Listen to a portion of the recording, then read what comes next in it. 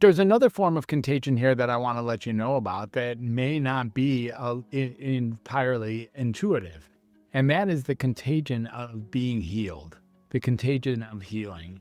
So I have this very cool story that took place in Southwest Cleveland at the Southwest General Hospital when I was working there about 14 years ago. And in that process, I was working with a geriatric population on what was affectionately or essentially called a dementia unit.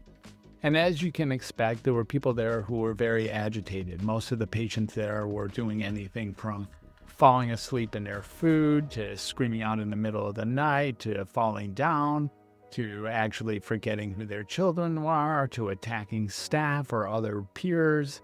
It was a really difficult place to be. And I put up with it for a couple months before I decided that it was time for me to actually do something to affect these amazing human beings in a positive way.